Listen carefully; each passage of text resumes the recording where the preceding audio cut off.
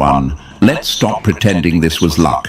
Let's stop acting like this was coincidence. They said you were fragile. They said you were too quiet, too soft, too strange to survive in their world.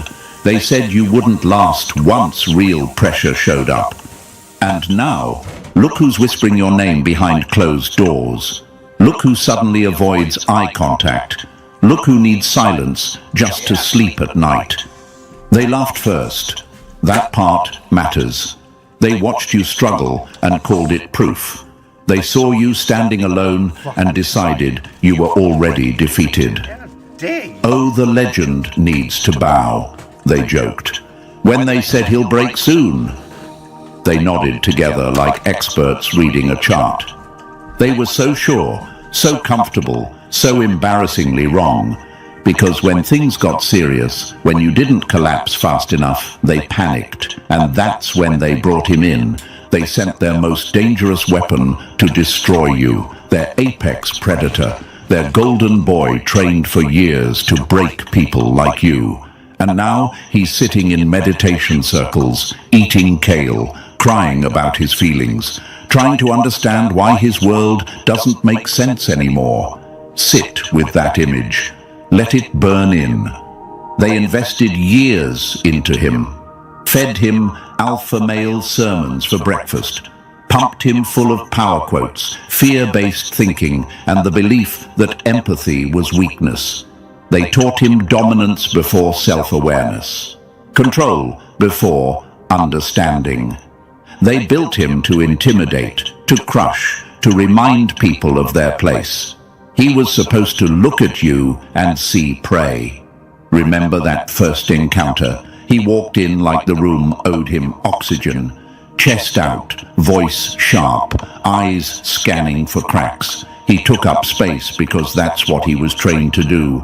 Everyone was watching, waiting for you to fold, waiting for the show, waiting for confirmation that they were right about you. But something went wrong. You didn't flinch. You didn't fight back. You didn't submit. You didn't play the script they handed you. You just stayed still, calm, observant, present. And that's when it happened. You saw him, not the mask, not the performance. You saw the scared child underneath the armor, the one who had never been allowed to slow down, the one whose entire worth depended on winning. That moment cracked him. If this message is already hitting too close to home, press like and subscribe right now. Not for me. Do it to pay this message back to the universe and to everyone else who needs to hear it. Here's the part nobody talks about. People like him are trained to break others, but they are never trained to face themselves. And you forced that without saying a word. Your calm became a mirror. Your silence became pressure. Your refusal to engage became the loudest thing in the room. After that, the atmosphere changed. Conversation stopped when you walked in. Laughter became forced. Plans happened in private. You didn't imagine it. The storm passed, and now you're standing in the aftermath. You can feel it. The quiet, the weight, the way the world suddenly treats you like a variable instead of a victim. Meanwhile, look at him. The golden boy is confused. The tactics stopped working. The intimidation fell flat. He went home and couldn't shake you, couldn't dominate you, couldn't define you. And for the first time in his life, brute force failed. So his reality started to collapse.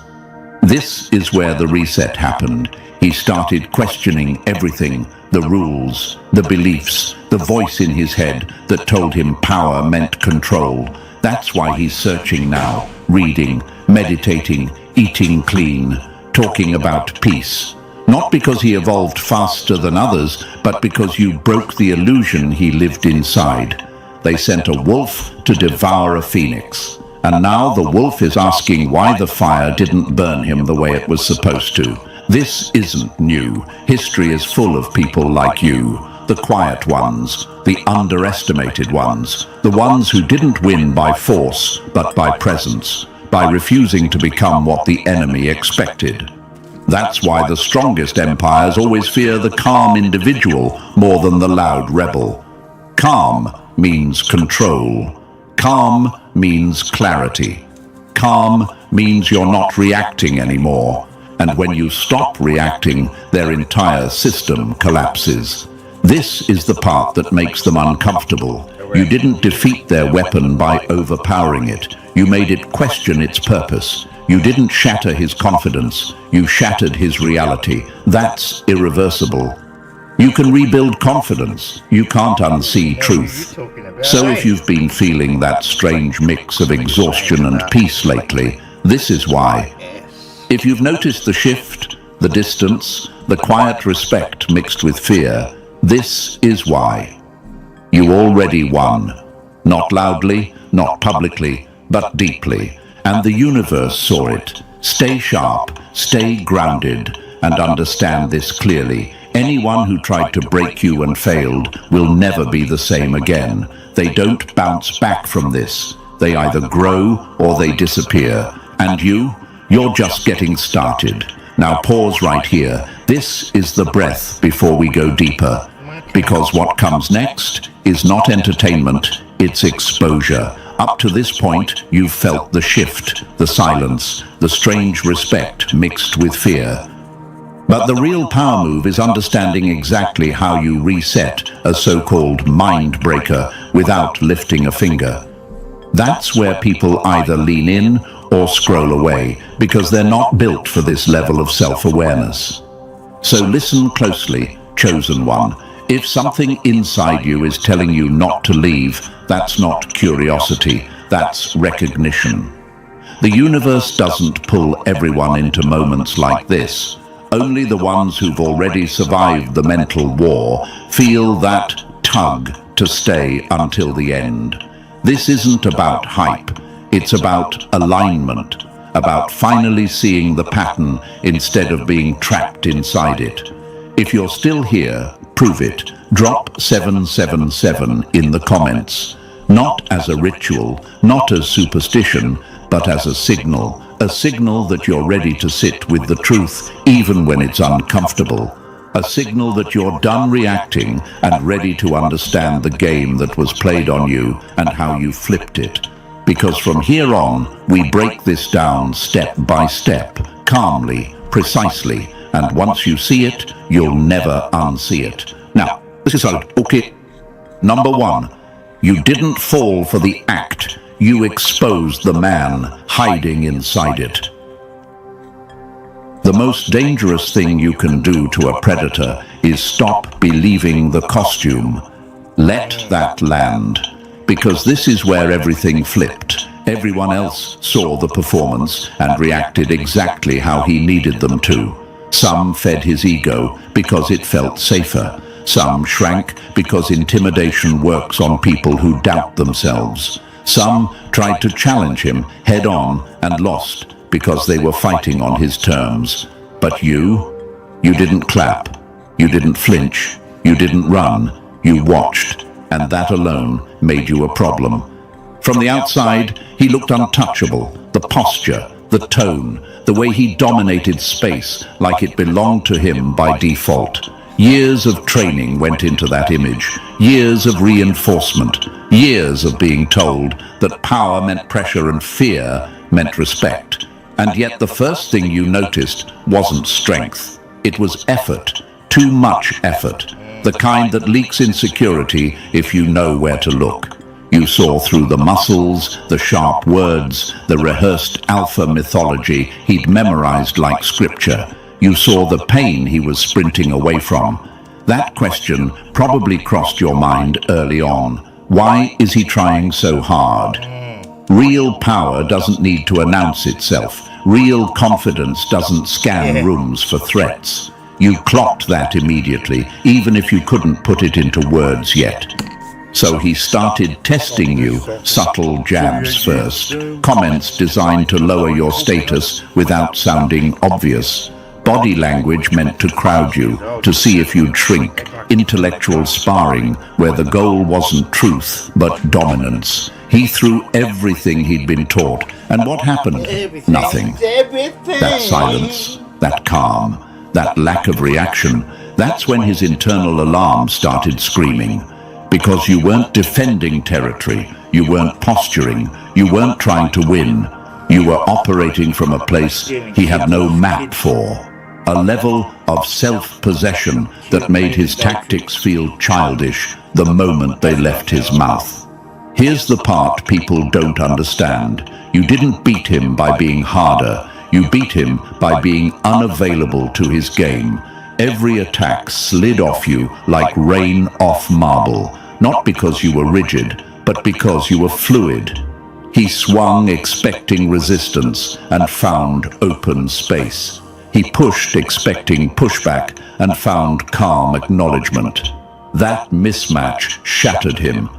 His entire worldview depended on friction, winners and losers, dominance and submission, control or collapse, and you gave him none of it. You weren't playing chess or checkers. You weren't even on the board. You were standing outside the room, watching someone realize the rules they live by don't apply to you. That's when confusion set in. You probably noticed it before anyone else. The hesitation, the second guessing, the sudden inconsistency. One moment he's aggressive, the next oddly quiet. One day he's puffed up, the next strangely reflective. You didn't imagine that. You caused it. Because when someone's identity is built on being the hammer, meeting someone who refuses to be a nail breaks the illusion fast. And here's the question you might be asking yourself right now. Did I do something wrong? Was I supposed to fight back harder? No. What you did was far more destructive to his system. You forced him to confront himself. Not through confrontation, but through contrast. Your presence highlighted the emptiness of his performance. Your steadiness exposed how much energy he spent pretending. And once that crack appeared, everything rushed in. Doubt, shame, curiosity, exhaustion. That's why his attacks escalated and then collapsed. That's why the intimidation turned into awkward silence. That's why the mind breaker started questioning his own mind. You didn't reset him with words. You reset him by refusing to validate the lie he lived inside. This is the part that should scare the enemy and empower you. You didn't need to explain yourself. You didn't need to dominate him back. You didn't need to win the room. You simply stayed anchored in who you were, and that anchored presence became the most aggressive thing in his reality. Because deep down, he knew it. He could feel it. You weren't afraid of him, and worse, you weren't impressed. That's the gut punch. People like him can survive hate. They can survive resistance. They can survive rebellion. What they cannot survive is irrelevance, being seen clearly without fear, being observed without reaction, being reduced from apex predator to man trying too hard. That's when the programming breaks. So, if you're wondering why things feel different now, why the air shifted, why the power dynamic quietly flipped without a scene, this is why. You didn't play the role they wrote for you. You didn't become the villain they needed. You stayed yourself. And that forced him to see that everything he built his identity on was fragile. This is not softness. This is mastery. And whether they admit it or not, everyone in that room felt it the moment his performance stopped working on you. Number 2. You didn't attack his beliefs. You let them collapse on their own. Nothing terrifies a control addict more than someone they can't decode. That's where his real breakdown started, not in public, not during some dramatic confrontation. It happened late at night, alone, when the noise finally shut up and there was no audience to perform for. That's when he replayed every interaction with you like surveillance footage, frame by frame, hunting for your angle. Because in his world, nobody shows up clean. Everyone wants something. Power, approval, leverage, dominance. Everyone has a move. except you didn't. That made you unreadable. And unreadable people are lethal to systems built on control. He went over your words, your pauses, your eye contact, the moments where you should have reacted and didn't. He tried to label you. Manipulator? No. Weak? Didn't fit. Threat? Maybe. But what kind? You didn't posture. You didn't intimidate. You didn't submit. You were just there, fully present, calm in a way that didn't ask permission. And that broke the logic his entire identity was built on. Here's the part that rattled him most. When he leaned into dominance, you didn't flinch. When he sharpened his tone, you didn't retreat. When he tried to provoke insecurity, you responded with curiosity. Not fake kindness, not performative empathy, real, grounded interest in the person under the armor. That response wasn't in his playbook. He was taught vulnerability was death. That softness invited attack. That safety came from being the strongest person in the room. He learned early that power meant never being seen, only feared. And yet here you were, open without being exposed, calm without being passive, soft without being breakable. How are you vulnerable and still untouchable? That question haunted him. Imagine this. He spent his whole life building a fortress, thick walls, sharp edges, watchtowers everywhere. Anyone who approached got warned or wounded. Then you walk straight through the gate, because there was never a gate to begin with. No resistance, no challenge, just space. And suddenly, the fortress feels useless. That's when the cracks started spreading. At first, he tried to fix it by escalating, more dominance, more pressure, louder presence, sharper jabs. He doubled down on the only language he knew. If intimidation worked on everyone else, it should work on you. That was the math. But the harder he pushed, the more deeply present you became. Not detached, not cold, present. And presence doesn't argue. Presence exposes. Every attack turned into an invitation, not one you verbally offered, but one his nervous system felt. An invitation to slow down, to notice himself, to feel the exhaustion of holding the mask up. That terrified him more than resistance ever could. When force meets emptiness, force collapses inward.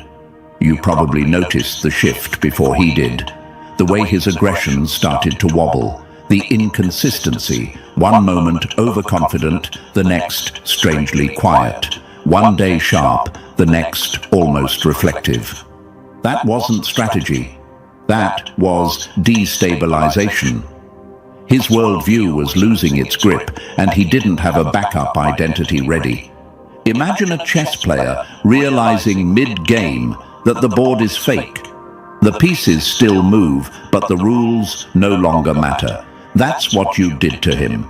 You didn't flip the board. You made it irrelevant. And here's where your mind might start asking dangerous questions. Did I trigger something? Did I cause this? Was it my responsibility to protect him from this collapse? No. Listen carefully. You didn't break him. You revealed what was already broken. People like him don't implode because someone attacks them. They implode because someone shows them another way of being without demanding they change. Your existence contradicted his belief system, and belief systems don't like contradiction. They either adapt or shatter. A lie can survive a fight. It can't survive exposure. That's why he couldn't stop thinking about you. That's why your calm replayed louder than his own voice. You represented a possibility his world told him didn't exist. Power without cruelty, strength without domination, control without control. And once he saw it, he couldn't unsee it. He tried to rationalize it, told himself you were hiding something, waiting to strike, playing a long game. That would have been easier, because if you were fake, His worldview stayed intact, but the longer he watched, the clearer it became. You weren't performing, you weren't angling, you weren't baiting, you were consistent. Consistency is deadly to performative power. Imagine someone trained their entire life to fight shadows, every movement sharp, every sense alert. Then one day they step into open sunlight and realize there was never an enemy there at all, just fear. That's what your presence did. It removed the shadows. This is where the real discomfort set in. If you could exist like that and still be respected, still be solid, still be unfazed, then what did that say about everything he sacrificed to become who he was? The sleepless nights, the emotional numbness, the constant need to dominate. Was it all unnecessary? That question hit harder than any insult ever could. When someone sees peace and realizes it's stronger than fear, their old god dies. And that's why his worldview didn't just bend, it fractured. He was standing between two realities now, the old one built on fear and hierarchy, and the new one represented by you, where presence outranked intimidation. He couldn't go back, but he didn't know how to step forward either. Meanwhile, you stayed steady. You didn't chase the shift. You didn't explain it. You didn't rescue him from it. You let it happen. That restraint is what made it irreversible. So if you've been sensing that strange gravity lately, like people are watching you differently, measuring you quietly, this is why. You didn't just survive the mind breaker. You made his mind turn inward. You became the anomaly his system couldn't handle. And here's the truth they won't say out loud. The moment his worldview cracked, the hierarchy died with it. Not because you replaced him, but because the game itself stopped working. That's not weakness. That's psychological dominance without aggression. That's how reality gets reset. Number 3, when the pack senses the alpha is bleeding. The moment the pack smells doubt, the throne starts shaking. It never collapses all at once. First, it leaks. His crew felt it before they could explain it. The jokes landed softer.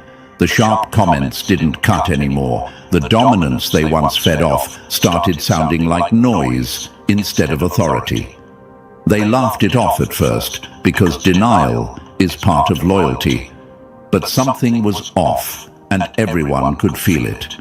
They caught him zoning out, mid-conversation, mid-flex, mid-performance. The man who used to control rooms was suddenly distracted by his own thoughts. That alone was a red flag.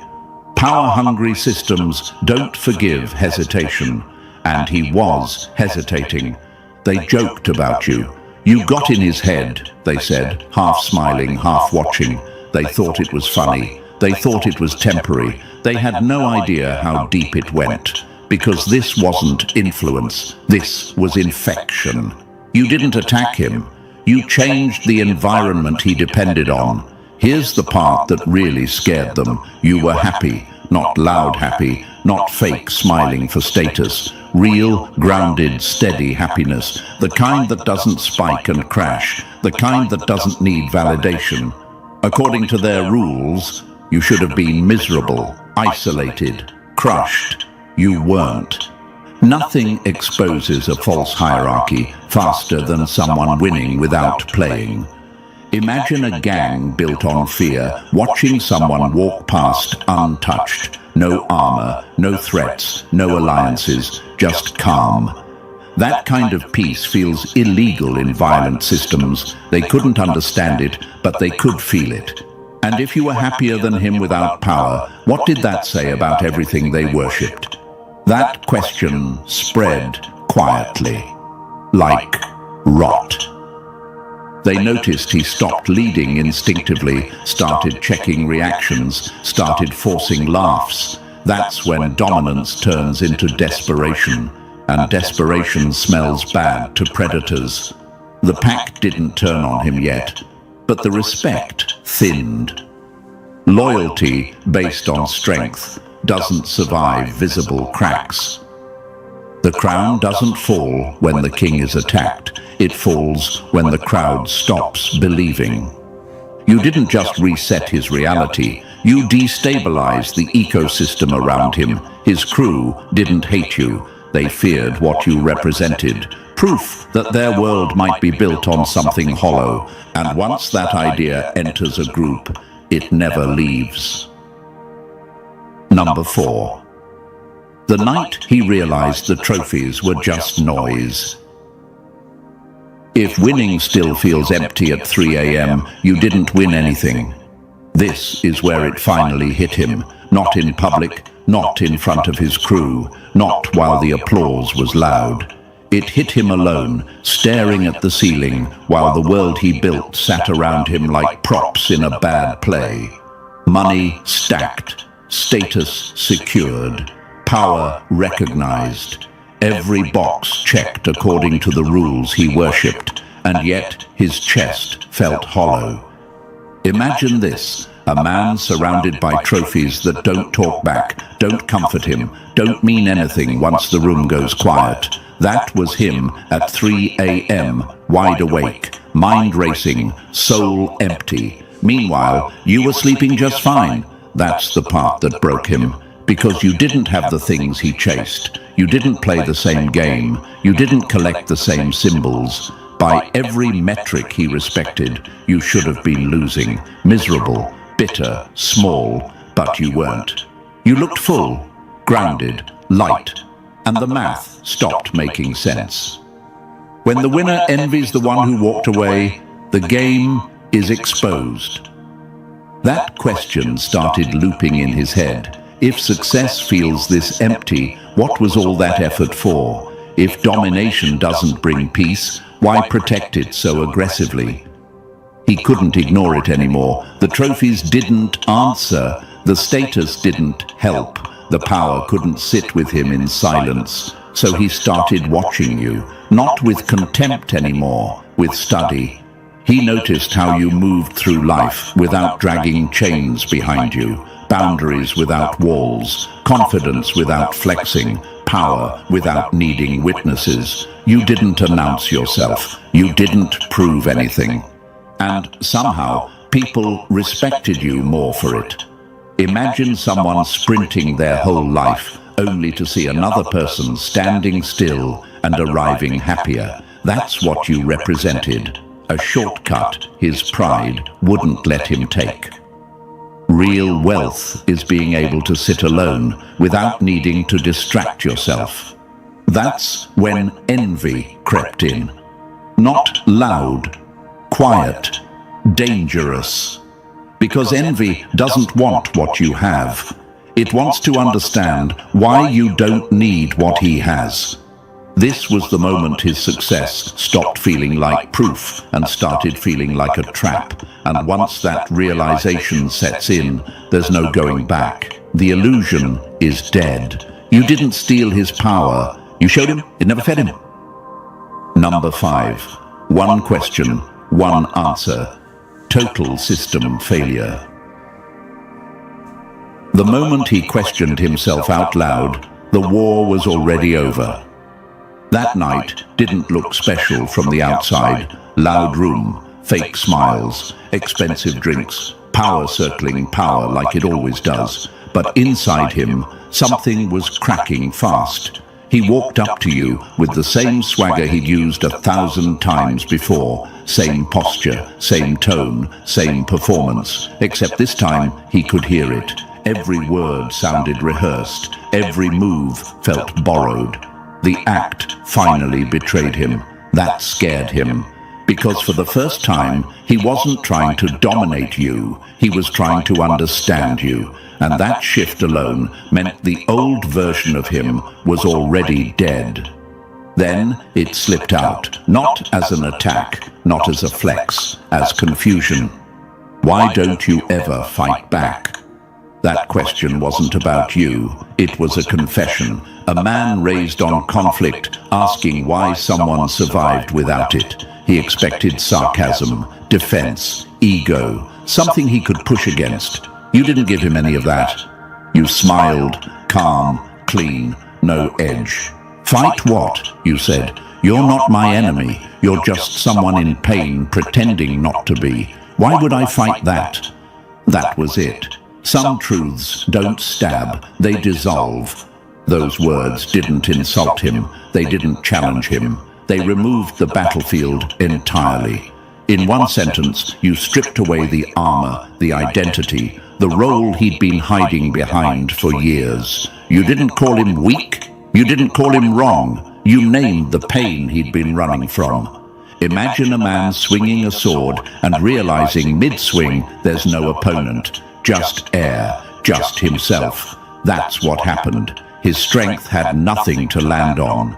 The noise inside him went silent. That answer followed him home, followed him into sleep, followed him into every mirror afterward. Because once someone sees themselves clearly, the performance becomes unbearable.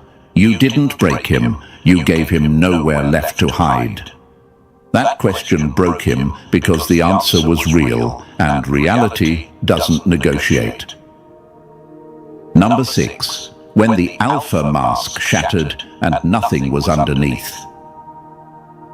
A myth collapses the moment the believer sees the cage. After that night he tried to snap back. Rage was supposed to fix this. Anger had always worked before. He told himself he'd reassert dominance, restore order, put you back where you belonged in his head. But something was broken now. And not in a dramatic way. In a quiet, humiliating way. The kind you can't punch your way out of. Because every move he considered felt fake.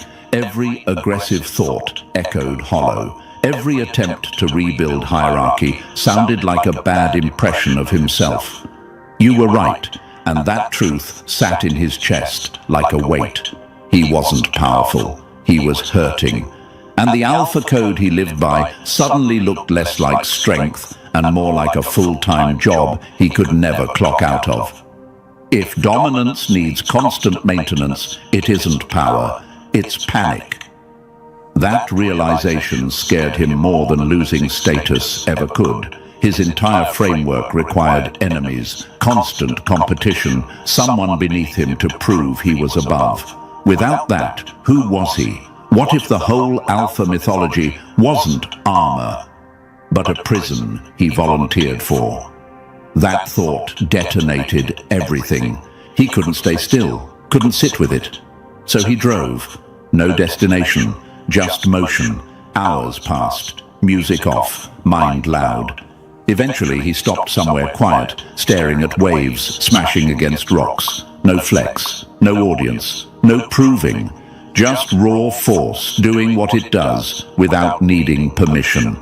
Imagine that hitting him.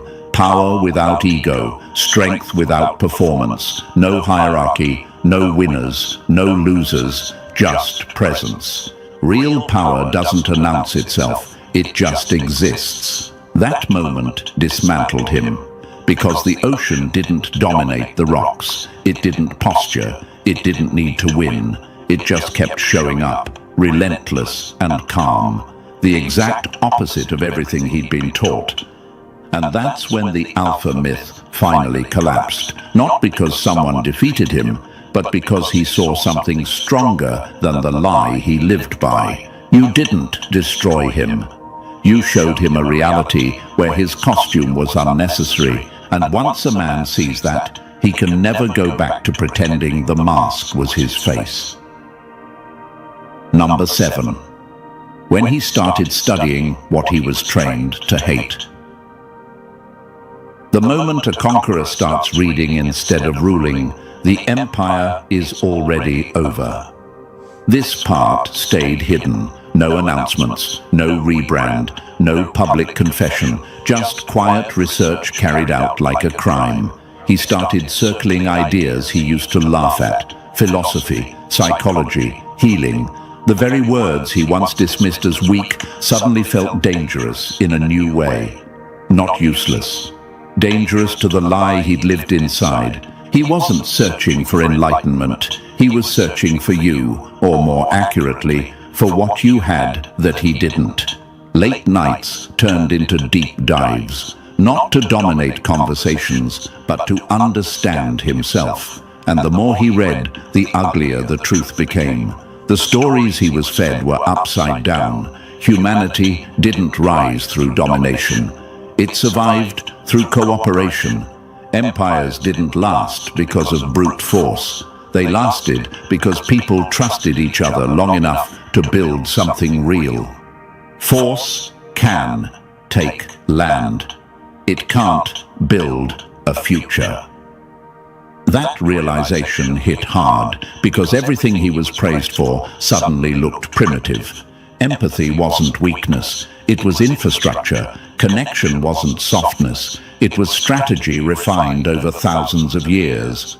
The alpha persona he wore, like a badge of honor, wasn't strength at all. It was armor.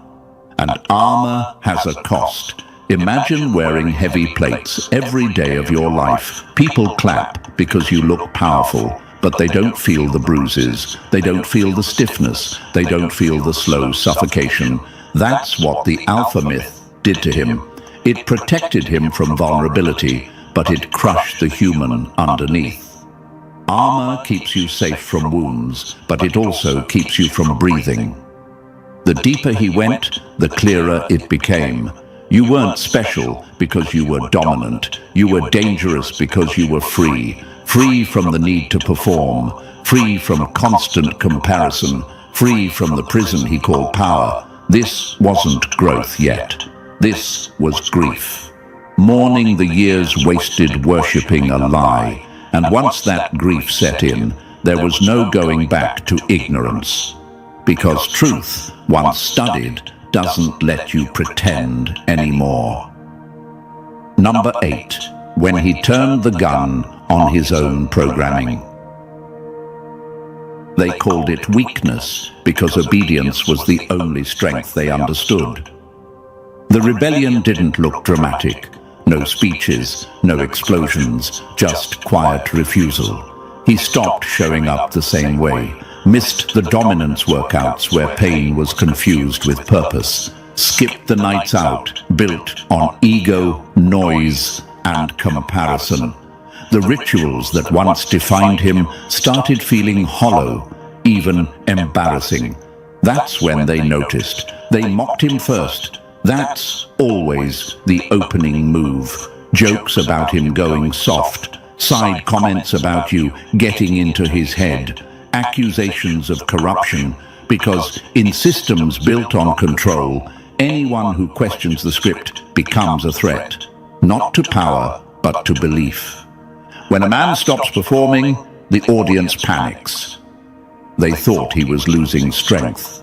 What they didn't see was that he was finally reclaiming it. For the first time, his choices weren't reactions, they were intentional. And intention terrifies groups that survive on momentum and habit. Then came the message. 2 a.m. No swagger, no posturing, just truth. Can we talk? That alone told you everything. Men raised on dominance don't ask, they command. This wasn't command, this was surrender to honesty. You met at a diner, neutral ground, no hierarchy, no stage, just two humans across a table. He didn't know who he was anymore, not the alpha, not the enforcer, not the golden boy, just a man staring at the wreckage of an identity that no longer fit. And you didn't fix him. That's the part that mattered most. You didn't coach him, you didn't advise, you didn't rescue, you let silence do the work. You let him feel the grief, the confusion, the fear. You created space, and space is dangerous. Space forces truth to surface. The most radical thing you can offer someone is room to meet themselves. That night didn't rebuild him, it unplugged him. And once someone rebels against their own programming, they're never controllable again. Number 9. The night the mask died and the man finally breathed. The breakdown wasn't weakness, it was the first honest thing he'd done in years. Once the door opened, it all spilled out. Not in order, not clean, not heroic. The father who punished emotion like it was a crime. The culture that rewarded cruelty and called it discipline. The years of being praised for shutting down, for hardening up, for becoming something sharp enough to survive. He admitted the truth nobody ever asked him for. He'd been empty for a long time. Functional, successful, applauded, dead inside. That's the part that still haunts him. He wasn't miserable in obvious ways. He was efficient, and efficiency can hide rot for decades. When pain is rewarded, silence becomes survival. He talked about the loneliness of always performing, of never being allowed to rest, of waking up every day already armored, already braced, already at war with the world for no reason he could explain anymore. He said the quiet moments scared him most, because without noise, there was nothing left to distract him from himself. And then he said the thing that broke him open. You were the first person who noticed, not admired, not feared, not impressed, not intimidated, not entertained, not recruited, not challenged, not worshipped, not resisted, not used, not impressed by the act. You saw him. And once someone is seen without applause or attack, the nervous system gives up the lie. That's when he cried. Not a single tear, not a cinematic pause, a full collapse, shoulders shaking, breath breaking, years of unexpressed grief rushing out all at once. The kind of crying that doesn't ask for comfort. The kind that happens when the body finally believes it's safe enough to stop pretending. You didn't interrupt it. You didn't rush to fix it. You didn't offer reassurance wrapped in advice. You held space. Some things don't need comfort. They need permission. That breakdown didn't weaken him. It freed him, because what finally broke wasn't the man. It was the performance keeping him alive, but never letting him live. And once that breaks, healing isn't a choice anymore. It's inevitable. Number 10.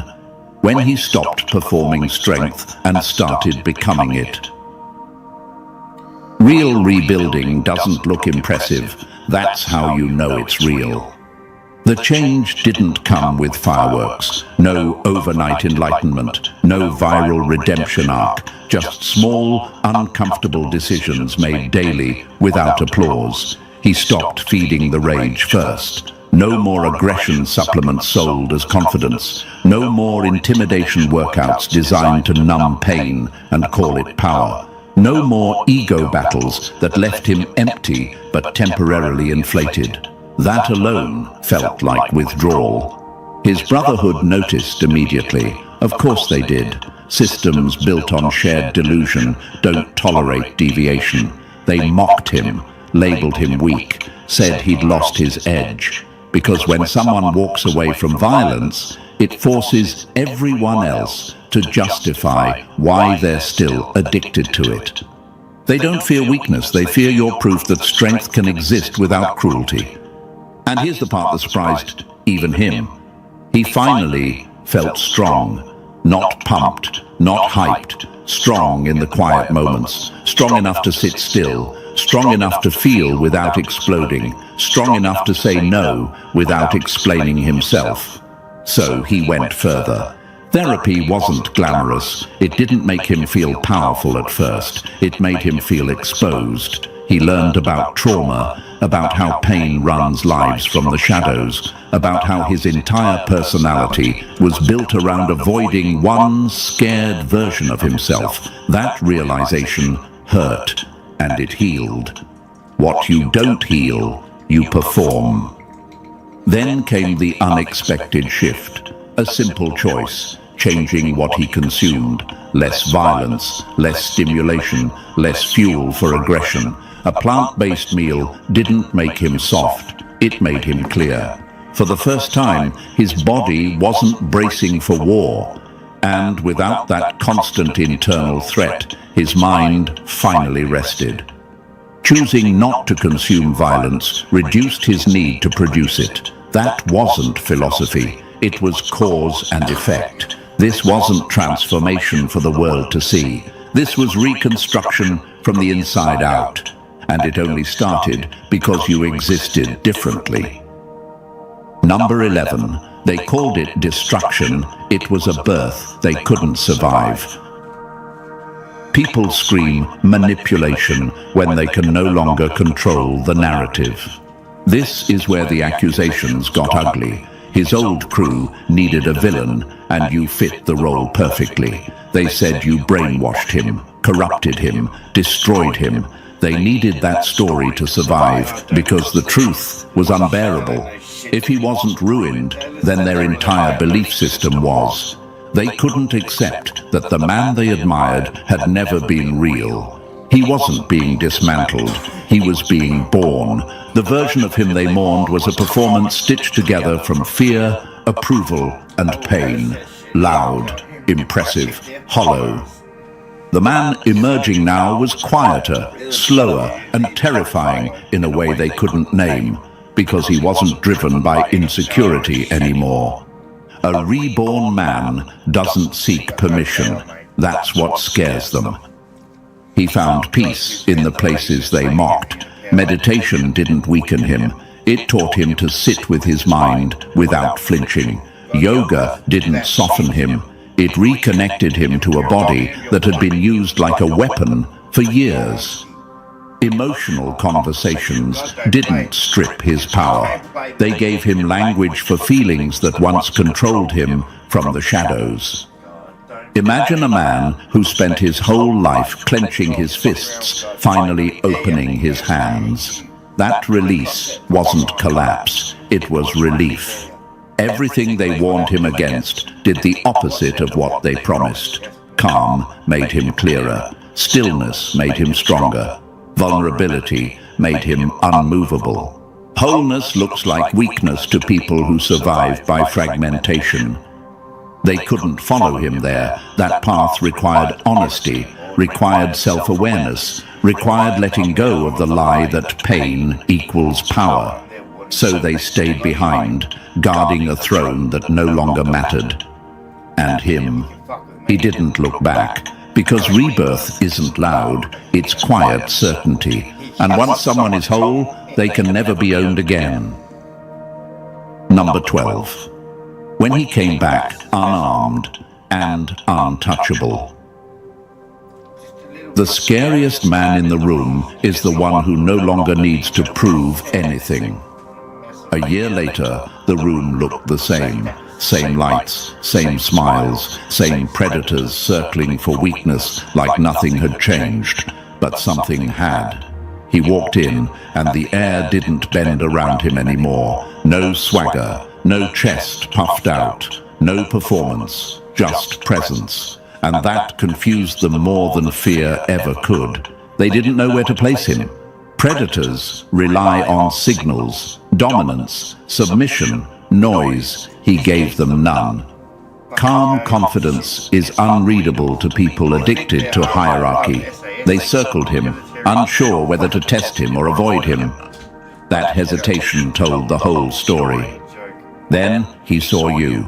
No build-up, no tension, no old script. He walked over like a man meeting an equal, not a rival. No armor, no edge. Thank you. 2 words, heavy, final, carrying a lifetime of pain, clarity, and release. Not gratitude for saving him, gratitude for not turning away when he was still lost. You didn't smile for the room. You didn't claim credit. You didn't need to, because here's the truth they still can't swallow. You didn't destroy their weapon. You freed their prisoner. When someone learns power comes from being human, fear loses its grip forever. They didn't lose their apex predator because you beat him. They lost him because he realized he was never a weapon to begin with. He was a person trapped inside a role that fed others and starved him. That realization is irreversible. He didn't come back weaker, he came back unreachable, not owned, not programmable, not available for control. And that's why the system quietly rejected him, because once someone understands that being a person was always the real power, they can never be used again, and neither can you. Number 13. The final truths they can't erase. You don't beat systems like this by fighting them, you outgrow them. This is where the story actually ends, not with applause, not with revenge, not with a victory lap. It ends quietly, which is exactly why it terrifies them, because loud endings can be managed. Quiet ones spread.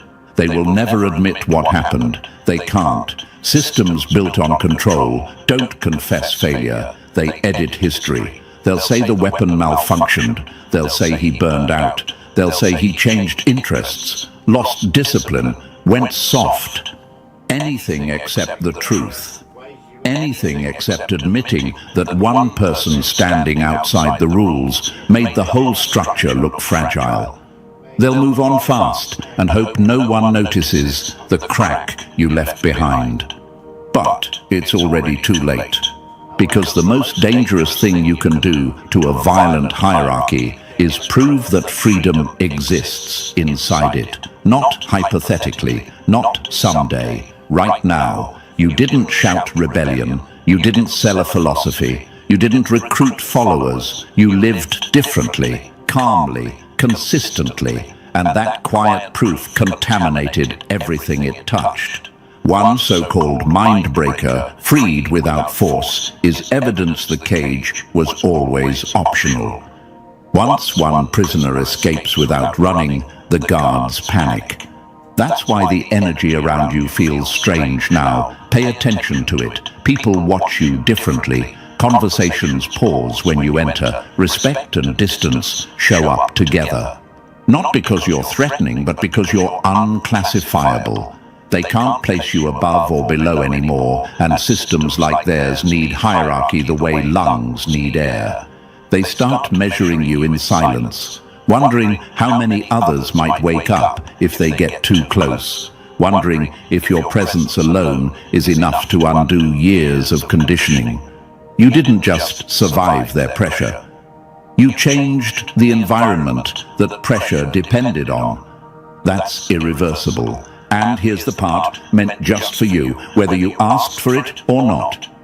If you've ever wondered why life felt heavier early on, why you couldn't fully belong to brutal systems, why dominance games felt empty, even when you were winning, this is why. You were never built to rule cages. You were built to see through them. Your discomfort wasn't weakness, it was awareness trying to wake you up. You don't convert enemies, you expose illusions, you don't dominate rooms, you change what power means inside them. That's why your presence unsettles people who rely on noise, intimidation, and performance. You don't feed the lie, and lies starve fast when they're ignored. The quiet ones don't look strong until the loud ones fall apart. So stop chasing recognition. Systems like this only recognize what they can control. Don't explain yourself. Don't defend your choices. Don't correct their version of the story. Let them misunderstand you forever.